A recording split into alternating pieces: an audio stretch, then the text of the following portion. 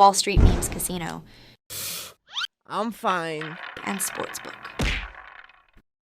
Andrew McCart, iFLTV. You already know I'm always delighted and happy to be joined by Mr. Dave Coldwell. How are you, sir? I'm very good, thanks, mate. Very good. It How's feels yourself? weird saying, it feels weird saying how are you because we spoke for about 5 minutes before I pushed record. So it's pleasantries. You know how it goes. We had a good chat before I pushed record, yeah. But I know you're doing well. We spoke about your kids. We spoke about your phone, which we won't go into. But for people, Dave's got a new phone, which is good to know. That's why we're doing this call. But yeah, other than that, everything's good. Yeah. I'm. Yeah. There's a lot of stuff that's been going off. Results I'm happy with it. With things are good. Things are good. So yeah, it's just about the boxing now, mate. Let's see how the next couple of months in the sport goes. It's exciting times. I'm looking forward to see how it all unravels. And so am I, and I can't wait. And we'll touch on what's happening in the next couple of weeks, obviously. But Saturday night, I said to you, like, I'm intrigued by this fight because it's interesting to see where the loser goes in this Joe Joyce versus Derek Chisora fight. Again, like I said, I'm excited for the fight. I think it's going to be Derek brings it, Joe Joyce brings it. So, but for you, Dave, how are you? Where do you see? How are you seeing this fight? You excited? A bit like you. It's a bit weird. Sentiments towards the fight. It's at a stage of both careers where I've got so much respect for the toughness of each man there. Both Joe and Derek have shown unbelievable resilience, toughness. You know, they've been exciting. They've been great for the domestic heavyweight scene for a number of years now. But it comes to a point in the careers where that toughness, you start, what made you excited about their fights then starts becoming where, because of that toughness and because of the fact that they take those kind of shots, it gets to a stage in someone's career where then you start almost like wincing about it. You don't want to see them getting caught with them kind of shots. And this fight, I think, with those two, you know, it's a fight that the talks about for a long time. There's always been, you know, toing and froing about, you know, behind the scenes. I don't know if it's been publicly, but people have always spoke about that fight.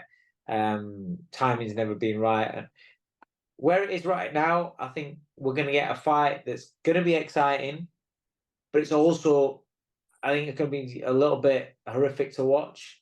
It's a little bit like, I think we might get a fight like when Joe Joyce fought Stavern. Mm-hmm. And you just saw, that was the first time I ever watched Joyce fight live, and I couldn't believe how easy it was to hit. Like how slow, even though the shots were slow, everything was landed, and he was slow. And I think it's going to be a fight like that where it's cut almost like in slow motion, but the shots still land, and it's going to be a case of whose toughness is still there more than the other. Who's got what left? It's going to be that kind of fight.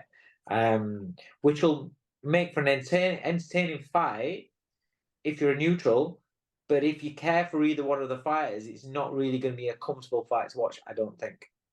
Well, that's it. We've seen both fighters hurt, obviously with Dylan White fight with Chisora, the Tyson Fury fight with Chisora, and then obviously the two Zhang fights with Joyce in most recent memory there.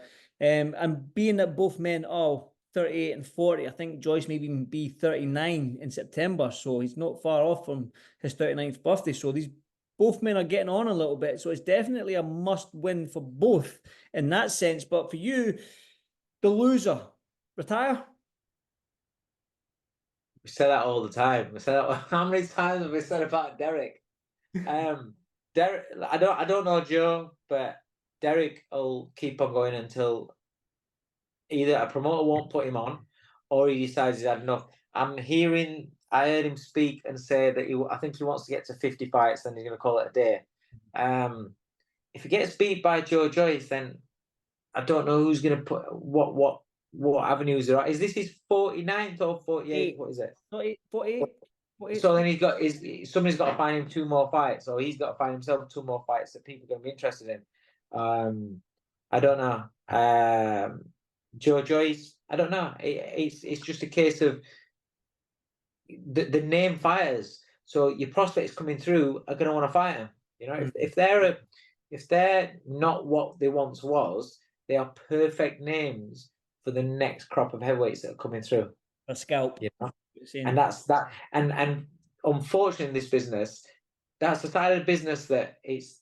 If you're on the side of the prospect, that's what you want, because you're like, he builds his profile, he's a big name, you beat him, it's good on the resume, there'll be a lot of eyes on the fight because of who they are. But then if you're on the side of the other guy who was once up there and now is down there, it's sad to see. And you don't want that for those fighters, you know? So I don't know. Well, listen, you got with guys like this, you got to take it fight by fight and see what they want to do. Because ultimately, everyone can advise a fighter what they want to do, what they think they should do, but the fighter will decide, because everybody works for the fighter. The coach works for the fighter, the manager works for the fighter, the promoter works for the fighter. Although sometimes you won't know that. But ultimately, the fighter will decide, and I think Derek's quite stubborn in the fact that he's, you know, when he makes a decision, he kind of sticks with it. Unfortunately, I want him to retire after the Parker fight, after the second Parker fight. And obviously he's gone on since then. And it's not a case of you don't think somebody can win. It's a case you don't see anyone taking any that kind of punishment anymore, especially when you can see the resistance ain't quite the same. You know, and it comes from a good place. It's not like slagging him off. It just comes from a good place. I prefer not to see him, you know, going out there and finish his career getting hurt. But more importantly, in 5-10 years time, listen, Derek is. He says he's 40. Is he 40 now? He says he's 40. Yeah, I think he's 40. Yeah, so he's 40. Derek's 9 years younger than me. So my point is, each kind of milestone, each age, I keep pushing, I keep hitting, and I'm still sharp. I kind of like say a little prayer, say thank God, or I'm just happy, and I appreciate the fact that I'm sharp, and I appreciate the fact that I can have banter with my kids, that I can, you know, I get Joe, I get what they're trying to say, I get things, and I can move around sharp and fast. So I appreciate that.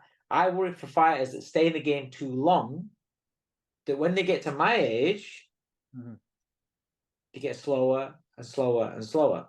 You know, one of my favorite fighters in history of the sport is James Toney. Yep. I can't listen to James Toney speak because it breaks my heart. You know, I know even when he was younger, I know his speech wasn't always the clearest as such, but it was in comparison to what it is now. And you see that in a lot of fights. You know, sometimes you see old interviews of certain fighters, even fighters that are active today now.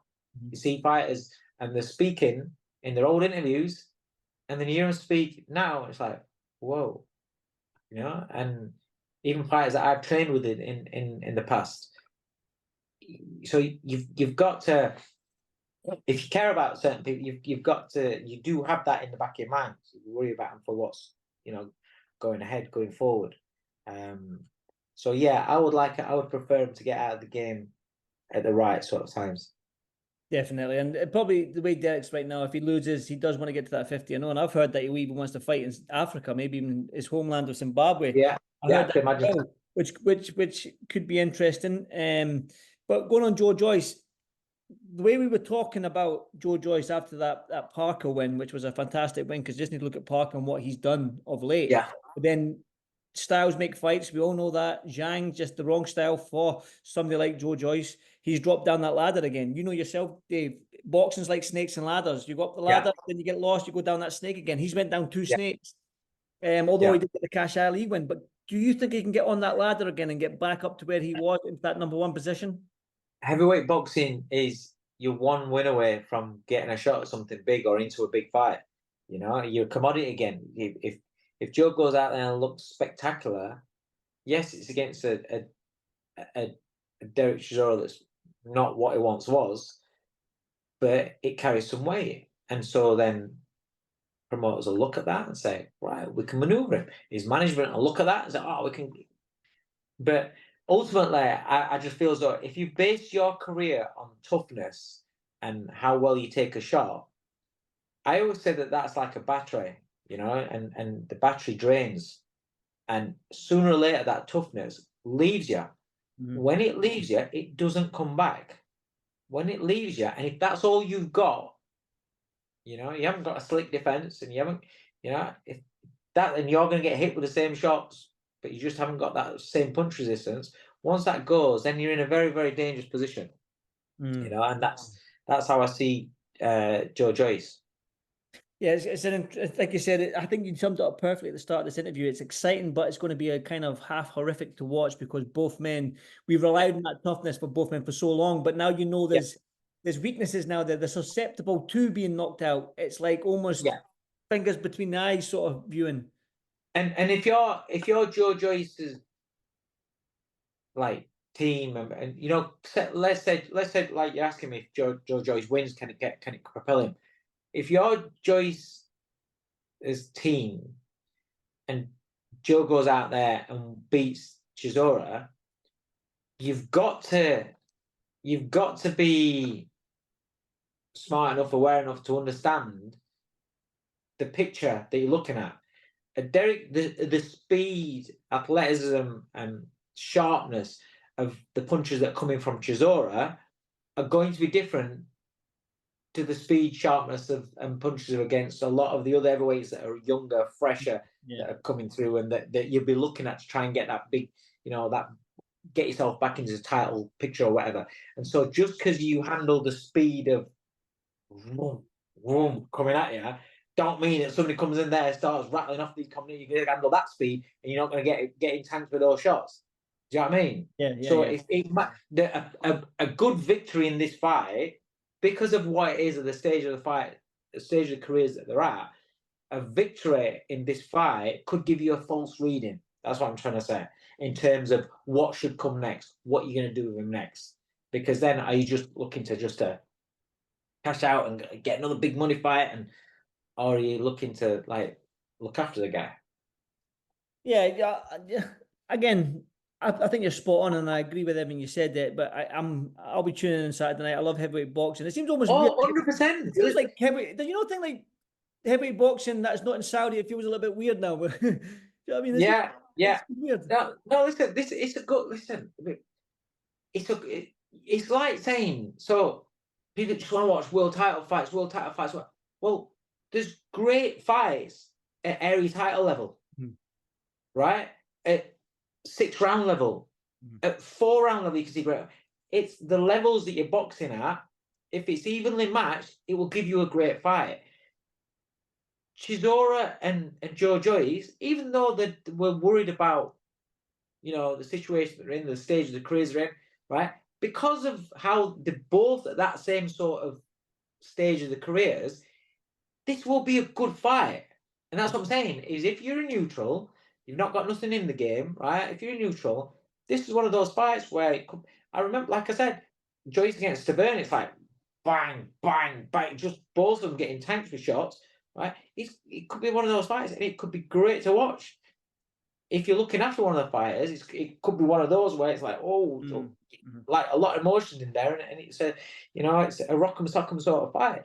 It'll be a good fight for fans to tune in and watch if they want to see a punch up. Definitely. And you mentioned area title fights and the next British title fights. You just need to go to last week with Heaney and Paul's. I mean, they've shared 24 rounds almost together. And look what they've produced. And you've got the Luke Crocker and Walker fight the other week there, last month, I believe it was. So, like you say, if they're evenly matched fights, whether it be for a world title, British title, area title, we're in for a barnstormer. And you're correct.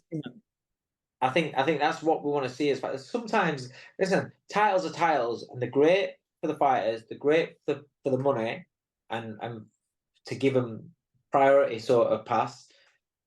But just because something's a title fight doesn't guarantee it's going to be a good fight. It's the matching that tells you whether it's going to be a good fight or not. Like you said, two evenly matched fighters. That's what people want to see. 60-40s even. People want to see them because of that jeopardy. As long as there's jeopardy in a fight, Yeah. I think that it passes. That's it. There's got to be jeopardy where even the favourite, there's a chance that it could get beat. Might not be a great chance, but there's a chance it could get beat. Then it's still an intriguing fight. When you see these fights where it's like absolutely no chance, that's what kills the sport. That's what kills the sport. And now we're getting a lot more, well matched fights, a lot bigger fights. It's good times. It really is. I mean, the undercard Saturday. You've got Dennis McCann against Baluta in a rematch. That's a good fight. Is it Ryan Gardner and Archie Sharp? Yep. That's a good fight. These are good Moses matches. Atuma, Marius Wack, which is a good fight as well. Yeah. You spoke about the up and coming fighters, like you just said at the beginning of this interview. The up and coming He's the fighters best. that won that scalp. Moses and Wack. That's a good little yardstick to see where Moses is. It is because it's his 10th fight. Yeah. Is it? I'm right in saying it's his 10th I'll need fight. to double check. I don't know how many fights he's had. So he's young on. He's young kid, keeping him active, but that's a good step up. Now people want to say, "Oh, Wack's being beaten by good fighters, by very, very experienced fighters, right?"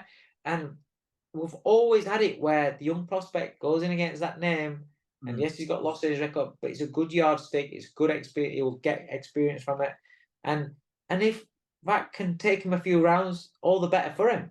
But he's the best kid coming through, and with somebody like him, all you want is for him to be active, learning in the gym, putting it into practices in the fights, and just keep him busy and just let him develop as a fighter. And that's what Queensberry's plans are, because they know they've got something special there.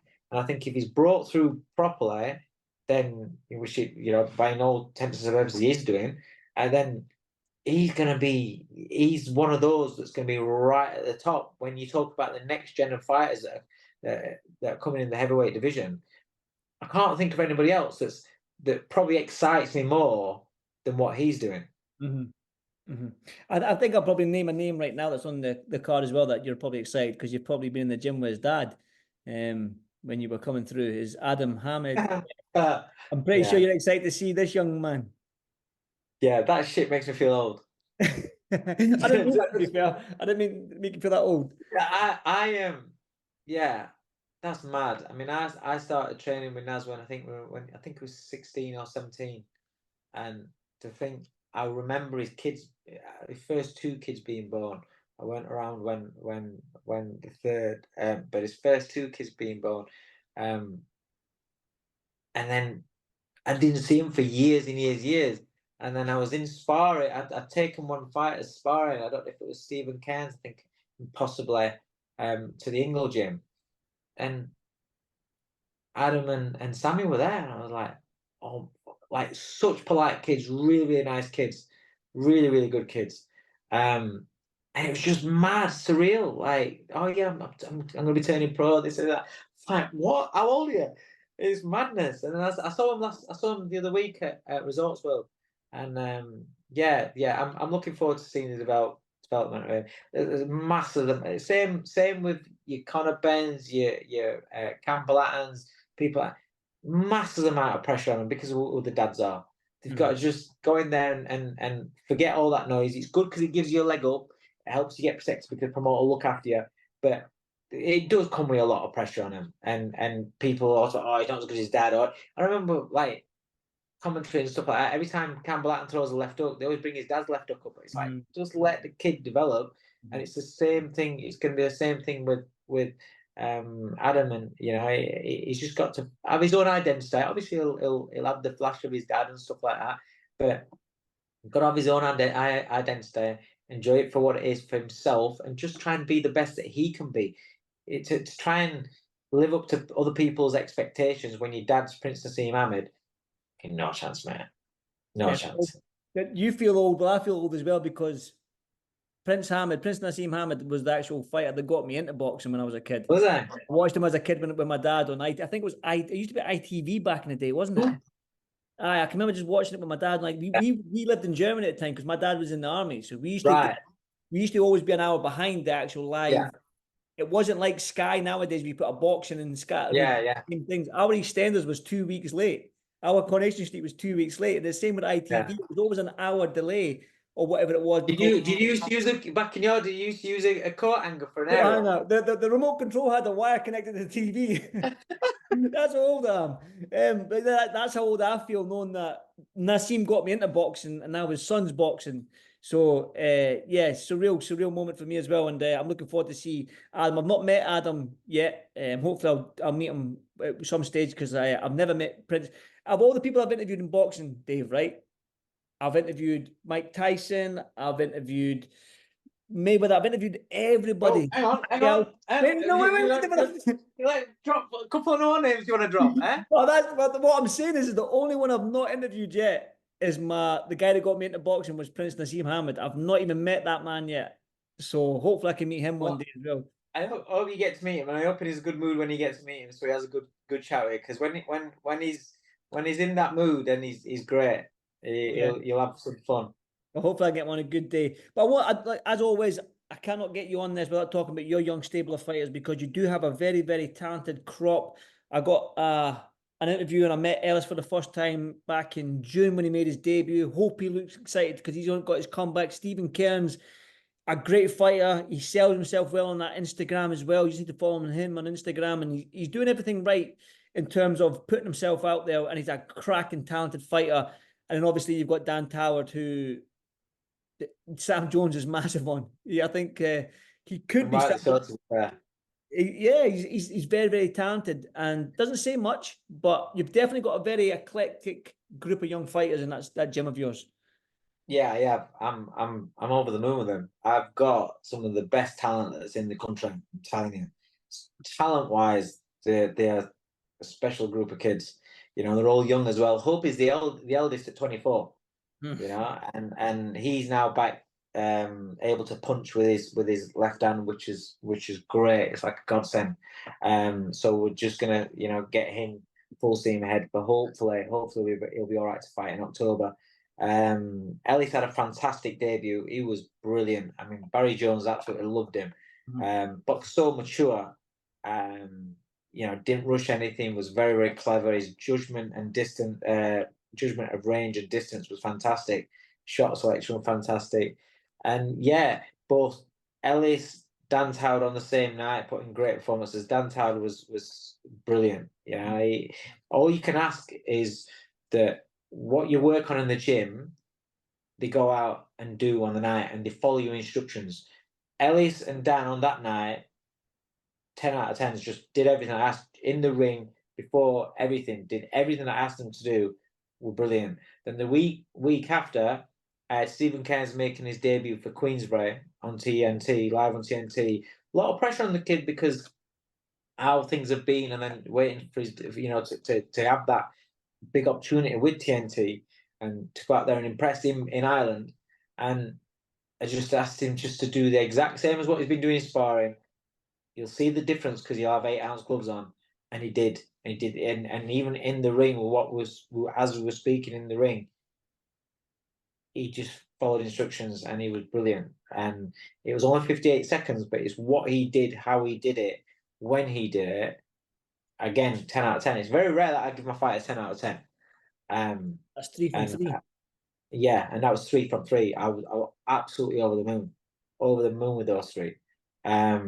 So it's about building now and moving forward with them, with all 3 of them.